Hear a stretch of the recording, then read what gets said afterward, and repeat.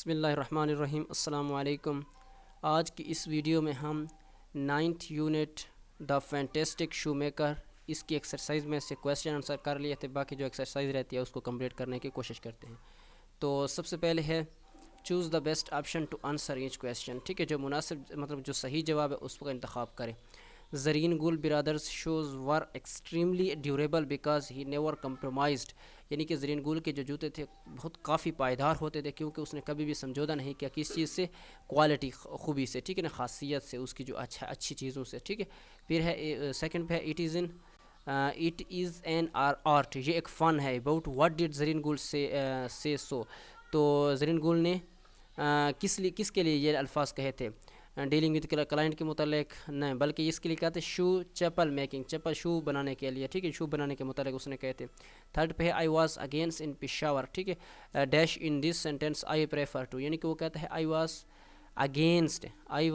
Again in Peshawar, मैं फिर दोबारा पेशावर में गया। ठीक है, Peshawar, I was again in Peshawar in the sentence, इस सेंटेंस के मैं पेशावर में गया, ये किसके मुतालिक है, ये आथर के मुतालिक है। मुसन्निफ़ कहता है कि फिर मैं क्या पेशावर में गया था। ठीक है ना, आई वाज अगेन इन पेशावर, फिर मैं पेशावर में आया, बल्कि आने की बात हो रही है। ठीक है, क्योंकि दोबारा वो आता है ना, फिर अब्रोड जाकर फिर वापस आता है, यानी कि आला तालीम हासिल करके, तो ये आथर है। सही है, ज़रीन गुल नहीं है बल्कि क्या है, आथर है। ठीक है, नेक्स्ट पे चलते हैं। फोर्थ पे ज़रीन गुल brothers was taken by a new firm because Zareen गुल ब्रदर, ठीक है, वाज टेकन, उसने जगह ले ली थी एक नई कंपनी, क्योंकि ज़रीन गुल क्या हो गया था, ज़रीन गुल डाइड ऑफ स्टारवेशन, क्योंकि ज़रीन गुल भूख से फोत हो गया थी। ठीक है, आगे है वोकैबुलरी में हम सिर्फ और सिर्फ ये चीज़ करेंगे सी वाली। ठीक है, सी में क्या है, find the meanings of the following phrase and use in sentence. ये कहता है कि जो मदरज झैल अल्फाज लिखे गए हैं, जुमले यानी कि फ्रेज़ लिखे गए हैं, इनको क्या करना है, इनके मानी भी लिखने हैं उर्दू में, और इसको क्या करना है, इसको सेंटेंस यानी जुमले में इस्तेमाल करना है। ठीक है, तो देख लेते हैं। सही है, पहला लफ्ज़ है लुक अप। लुक अप का मानी होता है ऊपर देखना। इसका जुमला बन जाएगा she look up as I enter the room, उसने ऊपर देखा जैसे ही मैं रूम में दाखिल हुआ। फिर है लुक डाउन, हकीर देखना, यानी कि समझना, हकीर समझना, यानी कि अपने से कम तर समझना। ठीक है, इसका अगर सेंटेंस हो जाएगा do not look down on the poor, गरीबों को हकीर मत समझो। ठीक है, फिर है लुक आफ्टर, देखभाल करना। आई शैल लुक आफ्टर यूर बेबी। ठीक है, मैं मतलब क्या क्या मैंने अपने आपके जो है ना बेबी की यानी कि बच्चे की क्या देखभाल करूँगा। सही, फिर है लुक इन। ठीक है, लुक इन के मतलब गौर से देखना। She could COULD could not look him in the face. ठीक है, फिर है लुक आउट, मोहतात होना, देखना। ठीक है, सही है, फिर है लुक आउट यानी ख़तरे की वजह से देखना। ठीक है, फिर है look out you enemy is after you enemy is after you. ये इसके फिर क्या हो जाएगा, मतलब कि ये वर्ड्स हैं, ये मीनिंग्स हैं, और फिर ये सेंटेंस इसके बन जाएंगे। ठीक है, ये वाला सवाल हमारा कंप्लीट हुआ। नेक्स्ट पे चलते हैं। फिर है ग्रामर। ठीक है, ग्रामर में क्या चीज़ है, सेंटेंस स्ट्रक्चर के, जुमला किस तरीके से बनता है और जुमले में क्या क्या चीज़ें होती हैं। ठीक है, उसके मुतालिक है। फिर कहते हैं independent class, dependent class, subject, linking verb, ये चीज़ें हैं। ठीक है, इंडिपेंडेंट क्लास क्या होता है, independent class can stand alone in as a sentence. ठीक है, इंडिपेंडेंट क्लास, इंडिपेंडेंट से भी ज़ाहिर हो रहा है ऐसा क्लास और फ्रेज में क्लास ऐसा चीज़ होता है जिसमें सब्जेक्ट और वर्ब हो, मतलब कि जुमला थोड़ा बहुत समझ आ जाए। फ्रेज का क्या मतलब होता है, जिसमें जुमले समझ नहीं आते। ठीक है, क्लास का क्या मतलब कि जुमले की समझ आ जाए। सही है, फिर और इंडिपेंडेंस क्लास के मतलब एक ऐसा मुकम्मल सेंटेंस जिसकी बिल्कुल वाज़ेह समझ आ जाए। इंडिपेंडेंस कोई मतलब हमने पढ़ा था ना इंट्रांसिटिव क्या था, जिसमें ऑब्जेक्ट की ज़रूरत नहीं होती थी। ये भी इंडिपेंडेंट का मतलब है कि ऐसे क्लास, ऐसा सेंटेंस जिसमें किसी दूसरे सेंटेंस की ज़रूरत नहीं, अगर वो सेंटेंस एक कहा जाए तो दूसरे सेंटेंस के हमें कहने की ज़रूरत ना पड़े, मतलब उस जुमले की समझ आ जाए, कोई सवाल पैदा ना हो। ठीक है, तो उसको इंडिपेंडेंट क्लास कहेंगे, बाकी पढ़ने की ज़रूरत नहीं। फिर है डिपेंडेंट क्लास, डिपेंडेंट जो खुद उस पर इन्हिसार करता हो, यानी कि ना मुकम्मल समझ लें। सही है, ठीक है, जैसे कि अल्थो आई लाइक्स मैजिटी, फिर आगे मतलब कि कुछ ऐसा लगता है कि ये आधा लिखा हुआ है, यानी कि अभी तक कोई सवाल पैदा हो रहा है दिमाग में, यहाँ तक पढ़ा जाए। ठीक है, फिर सब्जेक्ट तो आपको पता है कि a person, animal, place, thing or concept that do is an action, मतलब कि ऐसे जुमले में ऐसी चीज़ जो काम कर रही हो। ठीक है, उसे क्या कहेंगे, सब्जेक्ट, फाइल। सही है, फिर है linking verb is, am, are, was, ये क्या है, ये जोड़ रही है ना जुमले को। ठीक है, linking verb is a verb that joins the subject of a sentence to the complement. ठीक है, कम्प्लीमेंट क्या होता है, जो जुमले के सब्जेक्ट के आगे वाला जो हिस्सा होता है वो कॉम्प्लीमेंट होता है, सही है। मतलब ऑब्जेक्ट का हिस्सा वाला, ऑब्जेक्ट वाला हिस्सा कॉम्प्लीमेंट होता है, सही है। It is sometime called a copular और कॉपुलर वर्ब, सही है। मतलब कि यह लिंकिंग वर्ब होता है। Linking verb is am are, ये अक्सर इज एम आर वास इसको लिंकिंग वर्ब समझा जाता है। मतलब कि सब्जेक्ट को ऑब्जेक्ट से जोड़ने वाली, सही है। जैसे कि he is a teacher, he is a teacher. अभी इस क्या है, ही को टीचर से, ही कौन है, टीचर, ही, ठीक है ना। इज़ ये लिंकिंग वर्ब है, सही है। फिर नेक्स्ट पे चलते हैं। फिर है ऑब्जेक्ट। ऑब्जेक्ट आप सबको पता है, a person, animal, place, thing और concept that receive the action, ठीक है, जिस पर काम किया जा रहा हो, ठीक है। मफऊल, मफऊल, सही है, जिस पर काम हो रहा हो, सही है। तकरीबन ये अक्सर एक्टिव वॉइस में क्या होता है, आखिर में आता है, सही है। फिर है प्रीपोजिशनल फ्रेज। सारी बात है, प्रीपोजिशनल फ्रेज ने हम पढ़ चुके हैं, ऐसा फ्रेज जिसमें प्रीपोजिशन हो, ठीक है। प्रीपोजिशन इन, ठीक है, अबाव, बिगिन, ठीक है, डाउन, ये चीज़ मतलब जैसे कि क्या हो जाएगा, इन, एट, फार, बिहाइंड, ये इसी से शुरू हो रहा। Phrase that begin with a preposition, ऐसा फ्रेज जो किससे स्टार्ट हो रहा हो, इन, एट, फार, बिहाइंड, अनटिल, आफ्टर, ये सारे प्रपोजिशन से शुरू हो रहा हो, सही है। फिर a prepositional phrase answer one of many question, here are few complements, where when का ये आंसर देते हैं, सही है, जुमले में। फिर है इंग्लिश सेंटेंस स्ट्रक्चर, अंग्रेजी जुमले का क्या structure. A following statements are true about sentence in English. A new students begin with the capital letter, he obtains his degree, a sentence.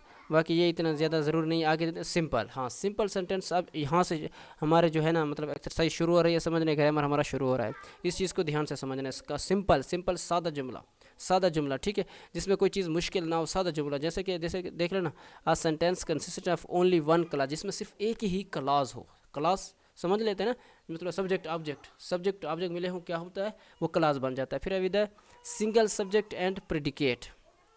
Predicate क्या चीज़ होता है, जो मतलब कि देखें ना, जैसे कि ही इज़ ए टीचर, ही क्या ये सब्जेक्ट है, इज़ ए टीचर ये सारा आगे आने वाला क्या है, प्रेडिकेट है। मतलब कि सब्जेक्ट के अलावा बाकी जो सारा हिस्सा होता है वो जुमले का प्रेडिकेट कहते हैं। तो ये अगर यही सिर्फ लिखा हो सब्जेक्ट और उसके आगे प्रेडिकेट लिखा हो तो क्या कहलाता है, क्लास लिखा था। ये उसको क्या कहेंगे, सिंपल सेंटेंस। जैसे शी रीड्स, ठीक है, क्या है, ठीक है, मतलब वो पढ़ती है। देखो सब्जेक्ट है, क्या है, फिर वर्ब है, तो सब्जेक्ट क्या हो जाता है, मतलब काम करने वाला, और जो बाकी जो सब बचता है वो क्या होता है, प्रेडिकेट, सही है। मतलब कि सब्जेक्ट के मुतालिक जो सारा कुछ बचाता है वो प्रेडिकेट होता है। और आपको पता है कि सब्जेक्ट और प्रेडिकेट हो तो फिर क्या वो जुमला किस तरह का होता है, सिंपल सेंटेंस होता है, ठीक है। She completed her literature review, so ये भी सिंपल सेंटेंस है। He recognise his sources by them. फिर they studies traffic rules from many house. फिर आगे पढ़ते हैं कॉम्प्लेक्स और कंपाउंड सेंटेंस क्या होते हैं, ठीक है। नेक्स्ट पे चलते हैं, सही है। फिर है कंपाउंड सेंटेंस। कंपाउंड सेंटेंस क्या होते हैं, मुरक्कब जुमले, सही है। A compound sentence contain at least, जो मुश्तमिल होते हैं कम से कम टू इंडिपेंडेंट क्लास। अब इंडिपेंडेंट क्लास हम पढ़ चुके हैं, ठीक है। इंडिपेंडेंस जो किसी पर इन्हिसार नहीं करते, ऐसे क्लास, ठीक है, जो जिसमें सब्जेक्ट और प्रेडिकेट हो, सही है। इंडिपेंडेंट क्लास, ऐसा क्लास जिसमें मतलब कि ऐसा जुमला जिसमें दो जुमले ऐसे जिसमें अगर एक जुमले को काट दिया जाए तो उसी जुमले का मतलब समझ आ जाए, क्योंकि वो इंडिपेंडेंट होता है, उससे बाकी चीज़ की कोई सब्जेक्ट वर्ब या किसी और चीज़ की ज़रूरत नहीं होती। जैसे समझ लेना, जैसे कि यहाँ तक हम पढ़ लेते हैं कि हाँ यहाँ पर पढ़ा है कि she completed her literature review, उसने क्या लिटरेचर अदब को क्या रिव्यू मुकम्मल कर ली है, सही है।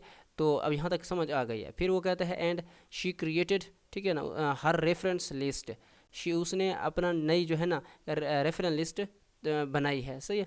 तो ये दो जुमले अलग अलग हैं, इनको ऐसे जोड़ा गया है, सही है।